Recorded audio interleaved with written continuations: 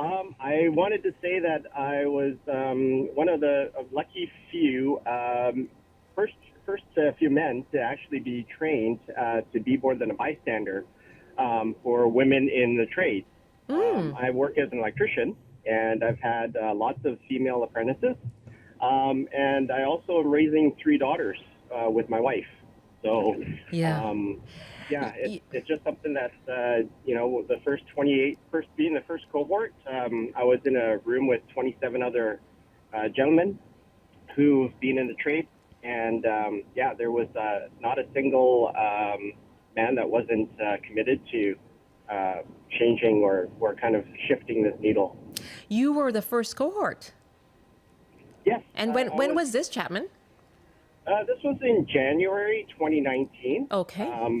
So the EVA BC, so the Ending Violence Association of BC, had partnered with the BC Lions. I guess about 11 or in 2011, I think it was.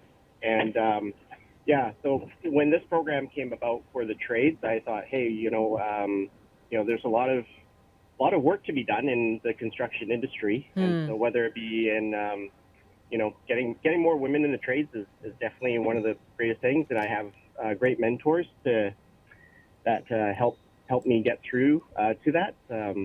Yeah, so You know, it's interesting, just wanted Chapman. to We had this discussion yesterday on the program about women in the trades, and we had the yeah. apprenticeship forum on our show yesterday, and the chairperson referred to the Be More Than a Bystander program and the need for more women in the trades. Why is it so important for you to be part of this shift in culture?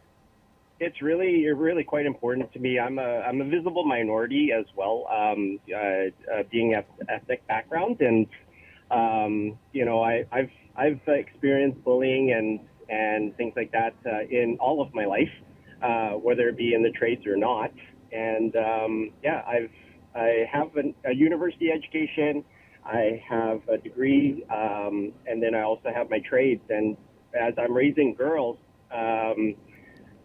I want them to be able to feel comfortable, changing tires, whatever it is, mechanically inclined or not. They just have life skills, and want them to be able to, help me with renovations and things like that. So, I want these sort of gender stereotypes to kind of go away.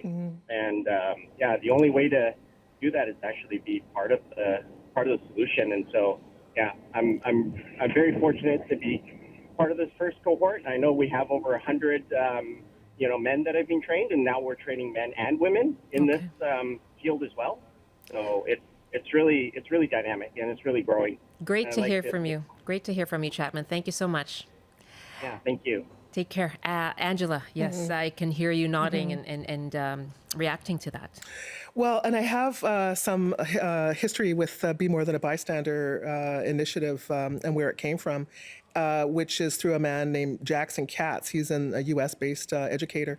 And what's really great about what Jackson Katz talks about, as well as other men that have recognized that they play a role in addressing gender inequity, but also looking at, as the caller talked about, other forms of oppression that exists. So the role of men is really important, and this is a really another day as we're celebrating and recognizing women, and then thinking about where we need to go. It's also an opportunity for us to see and to recognize the role that men have. And so Chapman, of course, speaks to that, and I can hear a real sense of accomplishment and maybe satisfaction, and and himself taking leadership in that way, which I think is a beautiful thing. Yeah, and given he's thinking about the women in his life as well. What did you take from that, Chia? And the role that men play, the role that everybody plays in all of this.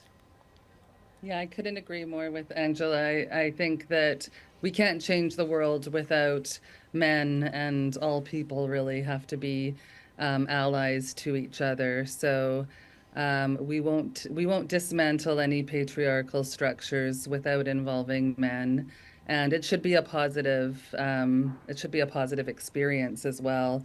Who wouldn't want a more fair and equal society?